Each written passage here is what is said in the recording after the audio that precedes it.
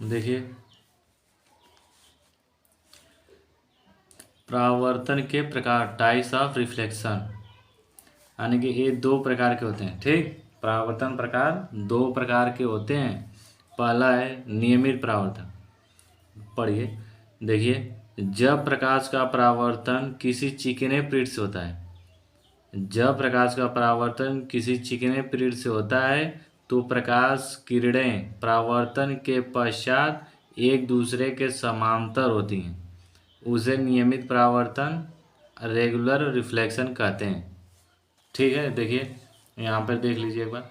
कह रहा है जब प्रकाश का परावर्तन किसी चिकने पृष्ठ से होता है, तो यहाँ चिकना पृष्ठ हो गया, इसके ऊपर का चिकना पृष्ठ हो गया, इसके ऊपर का, ठीक, ये नीचे का पॉलिश किया गया है, तो ऊपर चिकना पृष्ठ हो गया। ठीक, उसके बाद कह रहा है चिकने पृष्ठ से होता है तो प्रकाश किरणें परावर्तन के पश्चात, जब परावर्तन हो रहा है, जब परावर्तन हो रहा है, ठीक, पश्चात तो एक आने के, जब परावर्तन के बाद एक दूसरे के समांतर होती हैं, तो ये क्या करती हैं, एक दूसरे के समांतर हो जाती हैं। किरणें क्या करती हैं, सब समांतर हो जाती हैं, एक दूसरे के समांतर होती हैं, तो उसे नियमित परावर्तन कहते हैं। यानी कि बीच के आपस में दूरी क्या होगी, समान होगी, यानी हर जगह समान होगी, तो इसे समांतर हो जाएंगी, तो इसे नियमित परावर्तन कहते हैं। समझ में आया? ठीक है, आगे देखिए।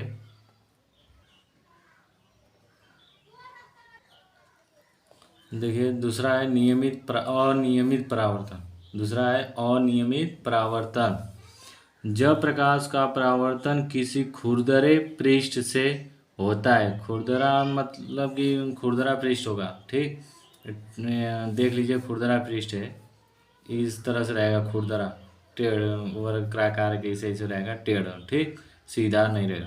तो उसी को बोला है जब प्रकाश का परावर्तन किसी खुरदरे पृष्ठ से होता है तो प्रकाश की किरणें परावर्तन के बाद, यानी कि पश्चात, यानी कि बाद विभिन्न दिशाओं में फैल जाती हैं, तो उसे अनियमित परावर्तन या विसरित परावर्तन कहते हैं। ठीक, दोनों नाम बहुत इंपॉर्टेंट है, अनियमित परावर्तन और विसरित परावर्तन, ठीक, दोनों नामों से जाना जाता है। तो जब प्रकाश का परावर्तन किसी खुरदरे पृष्ठ से होता है तो प्रकाश की किरणें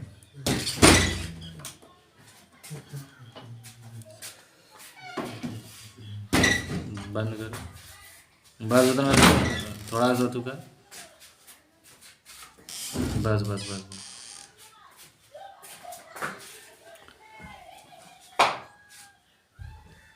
जब प्रकाश का परावर्तन किसी खुरदरे पृष्ठ से होता है तो प्रकाश की किरणें परावर्तन के पश्चात विभिन्न दिशाओं में फैल जाती हैं। तो देखिए खुरदरा पृष्ठ हो रहा है, तो देखिए कोई परावर्तन के पश्चात, देखिए कोई यहाँ पे परावर्तित हो रही है, तो कोई इधर जा रही है, तो कोई इधर जा रही है, ठीक, यानी कि विभिन्न दिशाओं में क्या होती है, किरणें फैल जाती हैं विभिन्न दिशाओं में। ठीक, आगे देखिए।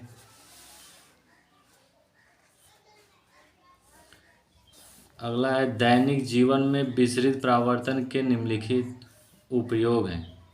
दैनिक जीवन में विसरित परावर्तन के निम्नलिखित उपयोग। पहला देखिए, कमरे की खिड़की में लगा खुरदरा कांच सूर्य के प्रकाश का विसरित परावर्तन करता है।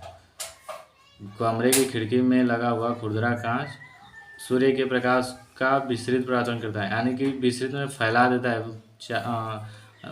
देता है पूरे रूम में, ठीक, कमरे में फैला देता है प्रकाश को, उसी को बोला है। तो जो हमें ज़्यादा चकाचौंध से बचाता है, यानी कि फैला देगा तो हम चकाचौंध, हमारी आंखों पर रोशनी नहीं पड़ेगी, पूरे रूम में, कमरे में फैल गया होगा, ठीक, उसी को कह रहा है। दूसरा है उदाहरण, अखबार खुरदरे व सस्ते कागज़ पर छापे जाते हैं। अखबार क्या होता है, अखबार खुरदरे व सस्ते कागज़ पर छापे जाते हैं, ठीक, जिससे उस पर पड़ने वाले प्रकाश को विसरित परावर्तन हो सके। मतलब खुरदरे और सस्ते कागज पर छापे जाते हैं जिससे विसरित परावर्तन होता है प्रकाश का ना, तो इसलिए जिसे छोटे छोटे अक्षर भी पाए जाते हैं उसी को पढ़ने में आसानी होती है, तो उसी को लिखा है, अखबार खुरदरे व सस्ते कागज पर छापे जाते हैं जिससे उस पर पड़ने वाले प्रकाश को विसरित परावर्तन हो सके, तथा उसके छोटे छोटे अक्षरों को सुगमता पूर्वक मतलब आसानी से पढ़ा जा सके। ठीक, उदाहरण है, याद कर लीजिएगा। दो दैनिक जीवन में है विस्तृत परिवर्तन के निम्नलिखित दो उदाहरण लिख देगा। ठीक, लिखिए तो लिख देना। अगला टॉपिक है 9वां, देखिए प्रकाश की उत्क्रमणीयता। प्रकाश की उत्क्रमणीयता देखिए, प्रकाश के परावर्तन की घटना में, प्रकाश के परावर्तन की घटना में यदि परावर्तित किरण को आपतित किरण मान लिया जाए तो आपतित किरण परावर्तित किरण की भांति कार्य करती है। अतः प्रकाश में अपने गमन पथ को उत्क्रमित करने का गुण निहित होता है। प्रकाश के इस गुण को प्रकाश की उत्क्रमणीयता कहते हैं। कह रहा है कि प्रकाश के परावर्तन की घटना में, प्रकाश की परावर्तन की घटना देखिए, यह चिकना पृष्ठ हो गया। ठीक, प्रकाश की परावर्तन की घटना में घटना हो गई, प्रकाश की परावर्तन घटना। ठीक, अब क्या करा है प्रकाश के परावर्तन की घटना में, तो ये आपतित किरण हो गई। ठीक, आपतित किरण हो गई, आपतित किरण यहाँ क्या हो गई, परावर्तित किरण। ठीक, अब देखिए क्या करा है, प्रकाश के परावर्तन की घटना में यदि परावर्तित किरण को आपतित किरण मान लिया जाए तो आपतित किरण परावर्तित किरण की भांति कार्य करती है। देखिए, आप परावर्तित किरण को क्या करा है, आपतित किरण मान लिया जाए। इस किरण को क्या मान लिया जाए, आपतित किरण, आपतित किरण मान लीजिए, आपतित किरण मान लीजिए। ठीक, तो यहाँ क्या कर रही, आपतित किरण मान लिया जाए, तो आगे देखिए, मान लिया जाए तो आपतित किरण परावर्तित किरण की भांति कार्य करती है। तो देखिए यहाँ क्या कर रही है, अब देखिए उसी माध्यम में वापस लौट जा रही है कि नहीं। ठीक, वो इसी को देखिए, आपतित किरण मान लिया जाए तो यहाँ अब तो आपतित किरण हो गई यहाँ, तो आपतित किरण देखिए उसी माध्यम में वापस लौट जा रही है, यानी कि परावर्तित हो जा रही है, यानी कि आपतित किरण इसे मान लिए तो यहाँ क्या हो गई, परावर्तित किरण। ठीक, तो वो परावर्तित किरण हो गई ना। तो अब देखिए क्या कर रहा है, मान लिया जाए तो आपतित किरण परावर्तित की किरण की भांति कार्य करती है, भांति कार्य कर रही है ना। ठीक, आगे देखिए, अतः प्रकाश में अपने गमन पथ को उत्क्रमित करने का गुण निहित होता है। यह गुण अपने प्रकाश में निहित होता है, यानी कि रहता है। तो प्रकाश के इस गुण को, प्रकाश के इस गुण को प्रकाश की उत्कीर्णता कहते हैं। प्रकाश के इस गुण को क्या कहते हैं, प्रकाश की उत्कीर्णता कहते हैं। ठीक, देखिए प्रतिबिंब, टॉपिक 10 यानी कि 10वां टॉपिक, प्रतिबिंब। किसी वस्तु को दर्पण के सामने, यानी दर्पण मतलब शीशा जो जिसमें आप लोग चेहरा देखते हैं, किसी वस्तु को दर्पण के सामने रखा जाता है तो दर्पण में उस वस्तु की आकृति बन जाती है। यानी कि किसी वस्तु को दर्पण के सामने रखा जाता है तो दर्पण में उस वस्तु की आकृति बन जाती है कि नहीं, बन जाती है ना। तो दर्पण में बनी उस वस्तु की आकृति को हम प्रतिबिंब यानी इमेज कहते हैं। जैसे हम लोग चेहरा देखने जाते हैं शीशे में, तो हमारा आकृति बन जाती है कि नहीं शीशे में, तो उसी को हम क्या कहते हैं, प्रतिबिंब कहते हैं। ठीक, समझ में आ गया ना। तो आप देखिए आगे, ये दो प्रकार के होते हैं, प्रतिबिंब दो प्रकार के होते हैं। देखिए पहला है पहला है वास्तविक प्रतिबिंब। ठीक, तो देखिए, जब किसी बिंदु वस्तु से चलने वाली प्रकाश किरण परावर्तन के पश्चात किसी दूसरे बिंदु पर वास्तव में मिलती है तो इस दूसरे बिंदु पर बने प्रतिबिंब को, उस बिंदु को वस्तु का वास्तविक प्रतिबिंब रियल इमेज कहते हैं। इस प्रकार के प्रतिबिंब को पर्दे पर प्राप्त किया जा सकता है। कुछ समझ में आया नहीं ना, तो इसको इसको इस परिभाषा को बस एक बार पढ़ लीजिए। इसको जब हम लोग पढ़ेंगे ना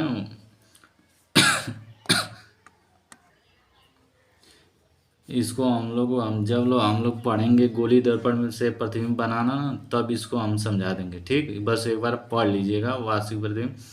ठीक, आगे देखिए दूसरा है आभासी प्रतिबिंब। जब किसी बिंदु वस्तु से चलने वाली प्रकाश किरणें परावर्तन के पश्चात किसी दूसरे बिंदु पर वास्तव में नहीं मिलती हैं, परंतु दूसरे बिंदु से आती हुई प्रतीत होती हैं, तो बिंदु पर बने उस बिंदु या वस्तु का प्रतिबिंब आभासी प्रतिबिंब कहते हैं।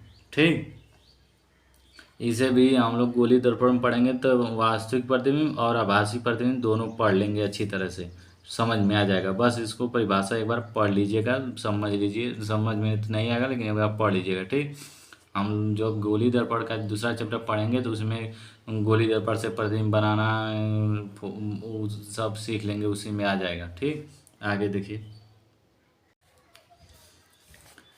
टॉपिक 11वां है। देखिए दर्पण, परिभाषा है दर्पण की।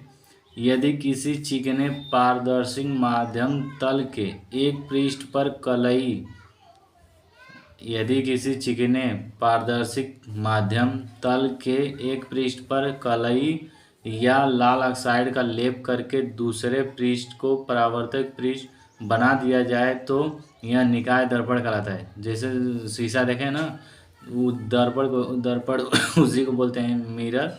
एंड शीशे के देखिए एक तरफ वहाँ पारदर्शिक होता है, उसके पीछे देखिए लेप लगा दिया जाता है, कलई कर दिया जाता है, या तो लाल ऑक्साइड का लेप लगा दिया जाता है, तब हमारा चेहरा दिखाई देता है।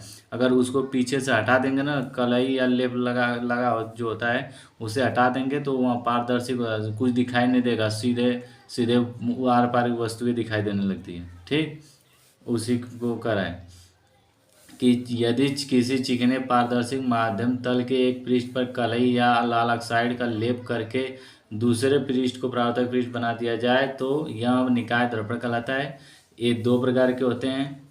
ठीक, एक दो प्रकार के होते हैं, पहला है समतल दर्पण, दूसरा है गोलीय दर्पण। ठीक, देख लीजिए समतल दर्पण। पहला समतल दर्पण, ऐसा दर्पण जिसका परावर्तक पृष्ठ समतल हो उसे समतल दर्पण यानी प्लेन मिरर कहते हैं। ऐसा दर्पण जिसका परावर्तक पृष्ठ समतल हो, यानी परावर्तक पृष्ठ मतलब जिस पर हम लोग चेहरा देखते हैं वह समतल है तो उसे हम क्या कहते हैं, समतल दर्पण कहते हैं। ठीक, उसे समतल दर्पण कहते हैं ठीक, आगे देखिए समतल दर्पण द्वारा बने प्रतिबिंब के गुण, यानी कि ये समतल दर्पण के क्या है सब गुण है, पढ़ लीजिएगा। पढ़ लीजिएगा, क्या हम बता रहे हैं, पढ़ देखिए। समतल दर्पण द्वारा बने प्रतिबिंब सदैव आभासी, सीधा एवं उल्टा होता है। इस समझ में आया? समतल दर्पण द्वारा बने प्रतिबिंब सदैव आभासी, सीधा एवं उल्टा होता है। आभासी नहीं समझ में आया तो बताएंगे गोली दर्पण में दूसरा चैप्टर में, तो समझ में आ जाएगा। सीधा सीधा दिखाई देता है एवं उल्टा हमारा दाएं का बाएं हो जाता है, इसी को कह रहा है उल्टा होता है। ठीक, आगे देखिए समतल दर्पण द्वारा बने प्रतिबिंब का आकार, समतल दर्पण द्वारा बने प्रतिबिंब का आकार वस्तु के आकार के बराबर होता है। समतल दर्पण में जो प्रतिबिंब बनता है, हम लोग चेहरा देखते हैं तो हमारे ही आकार का उसमें होता है, तो समतल दर्पण द्वारा बने प्रतिबिंब का आकार वस्तु के आकार के बराबर होता है। ठीक, आगे देखिए तीसरा है मनुष्य को अपना पूर्ण प्रतिबिंब देखने के लिए उसे अपने लंबाई का आधा ऊंचाई के बराबर समतल दर्पण की आवश्यकता होगी। मतलब हम अपना पूरा प्रतिबिंब सोच रहे हैं कि देख लें अपने शरीर का, तो अपन ने हमारी जो लंबाई होती है उसका आधा दर्पण होना चाहिए। अगर मान लीजिए कि हम 4 फुट के हैं तो 2 फुट का लगेगा दर्पण। ठीक, तब हमारा प्रतिबिंब क्या होगा, पूरा दिखाई देगा, हमारे शरीर का पूरा प्रतिबिंब उसमें दिखाई देगा। ठीक, उसी को कह रहा है। सब बहुत नोट कर लीजिएगा, सब बहुत इम्पोर्टेंट है सब। प्रतिबिंब दर्पण से उतनी ही दूर बनता है। प्रतिबिंब दर्पण से उतनी ही दूर बनता है जितनी दूर वस्तु दर्पण के सामने होती है। प्रतिबिंब दर्पण से उतनी ही दूर बनता है। देखिए आप लोग जितनी दूर पर खड़े होंगे उतने ही दूर दर्पण में प्रतिबिंब बनता है। समझ ठीक। आगे देखिए, वस्तु तथा प्रतिबिंब को मिलाने वाली रेखा समतल दर्पण पर लंब होती है। हम जो यहाँ पर खड़ा मान लीजिए कि यहाँ पे हम खड़ा हुए, यहाँ पर मिरर है, ठीक, ये मिरर है, इसको और यहाँ पर प्रतिबिंब बन रहा है, तो इसको मिलाएंगे हम जब ना, इसको मिलाएंगे तो यहाँ समतल दर्पण क्या होगा, लंब होगा, 90 डिग्री का होगा, ठीक, उसी को करा है। आगे देखिए, यदि समतल दर्पण को किसी कोण से घुमाया जाए, यदि समतल दर्पण को किसी कोण से घुमाया जाता है तो परावर्तित किरण इसके दो गुने कोण से घूमती है। जो परावर्तित किरण होती है तो यहाँ क्या करती है, दो गुने कोण से घूमती है, ठीक। यदि समतल दर्पण को किसी कोण से घुमाया जाता है तो परावर्तित किरण इसके दो गुने कोण से घूमती है।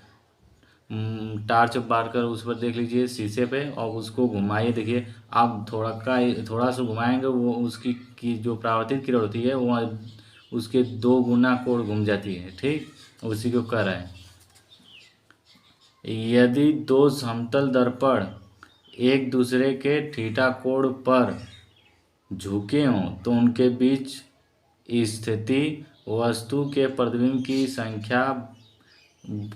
संख्या बराबर होती है। यानी यदि दो समतल दर्पण एक दूसरे के थीटा कोण पर रखे हैं, झुके हुए हैं, तो उनके बीच की स्थिति वस्तु के प्रतिबिंब की संख्या बराबर होती है। देखिए 360 बटा थीटा, यानी कि 360 में अगर 60 मान लीजिए कि थीटा है तो भाग देने पर सम आया तो सम आ गया, मतलब भाग देने पर अगर 6 आ गया, मान लीजिए, देखिए उदाहरण में देख लीजिए, एक बार देख लीजिए, मान लीजिए कि 60 डिग्री का कोण बना है तो 360 बटा 60 करेंगे तो एक 6 से 6 चला गया, 36 आ गया ना, तो यहाँ सम आया तो 6 में से 1 घटा देंगे यहाँ पे, मतलब कि 6 में से 1 घटा देंगे तो यहाँ क्या होगा 5, यानी कि 5 बनेगा, 5 प्रतिबिंब बनेगा। यानी कि हमेशा विषम ही बनता है प्रतिबिंब, सम नहीं बनता है, हमेशा प्रतिबिंब विषम बनता है, ठीक। यदि दो समतल दर्पण एक दूसरे के थीटा कोण पर झुके हों तो उनके बीच स्थिति वस्तु के प्रतिबिंब की स्थिति के बराबर होती है। यानी कि 360 में जितना कोण पर झुका है उसका कोण का भाग दे देंगे, तो अगर सम आया तो उसमें से 1 घटा दीजिए, अगर विषम आया तो उसी को उसी तरह से छोड़ दीजिए। जैसे मान लीजिए कि यहाँ 360 बटा 120 डिग्री पर झुका हो तो ये कट गया, 12 तिहाई 36, 3 आ गया, 3 विषम है ना, यहाँ पे देखिए 360 डिग्री अपन थीटा, यानी कि थीटा हो गया, तो भाग देने पर विषम आया तब यही फार्मूला यूज करेंगे। यदि सम आ गया तो इस फार्मूला का यूज करेंगे, ठीक। तो देखिए विषम आ गया तो 12 मान लीजिए कि 360 बटा 120, यानी 120 डिग्री पर झुका है तो 120 का भाग दीजिए इसमें, तो 0 से 0 कट जाएगा, 12 तिहाई 36, 3 आ गया, तो 3 विषम है ना, विषम है तो 3 विषम यानी कि 3 प्रतिबिंब बनेगा, ठीक। यही कह रहा है कि यदि भाग देने पर सम आया तब 360 बटा थीटा -1 यानी कि 1 घटा देंगे। यदि भाग देने पर विषम आया तब उतना ही रहने देंगे। तो हमेशा यानी कि प्रतिबिंब जो होता है समतल दर्पण में वह प्रतिबिंब क्या होता है, हमेशा विषम ही, यानी विषम ही संख्या बनती है प्रतिबिंब की, 5, 3 और सम नहीं बनता है, ठीक, उसी को कह रहा है। आगे देखिए जैसे उदाहरण में दे दिया है, एग्जाम्पल है, यदि दो समतल दर्पण एक दूसरे के 60 डिग्री कोण पर झुके हों तो उनके बीच स्थिति वस्तु के प्रतिबिंब की संख्या ज्ञात कीजिए। तो 60 डिग्री पर तो बताया ही था, 360 बटा 60 डिग्री हो गया, तो 6 से 6 चला के 36, तो सम आया ना, तो इसमें से 1 घटा दीजिए, तो कितना 6 में ले जाएगा 5, यानी कि 5 प्रतिबिंब बनेगा, ठीक। आगे देखिए ये दूसरा एग्जाम, यदि दो समतल दर्पण एक दूसरे के 120 डिग्री यानी कि 120 डिग्री कोण पर झुके हों तो उनके बीच स्थिति वस्तु के प्रतिबिंब की संख्या ज्ञात कीजिए। तो 360/120 कर दीजिए, 0 पाते हैं 36, यानी कि विषम आया तो ये इसको घटाएंगे नहीं है, तो यहाँ क्या होगा 3 प्रतिबिंब बनेगा। ठीक, इसी को कह रहा है। 8वां देखिए, 8वां है दो समांतर दर्पणों के बीच रखे वस्तु के अनंत प्रतिबिंब बनते हैं। अगर दो समांतर दर्पण रख दे रहे हैं, उनके बीच में एक वस्तु रख देंगे तो वस्तु क्या करेगी, अनंत उसके प्रतिबिंब बनते हैं। ठीक, कभी जाइएगा वहाँ पे नाव जहाँ पर बाल काटते हैं, पीछे भी रखा है और आगे भी रखा है सामने, आप देखेंगे तो उसमें अनंत प्रतिबिंब बनते हैं। ठीक, तो समतल दर्पण की फोकस दूरी अनंत होती है। और 9वां है समतल दर्पण की फोकस दूरी क्या होती है, अनंत होती है। ठीक, दूसरा है गोली दर्पण। ऐसा दर्पण जिसका परावर्तक पृष्ठ गोली हो, यानी कि ऐसा दर्पण जिसका परावर्तक पृष्ठ क्या हो, गोली हो, गोली दर्पण कहलाता है।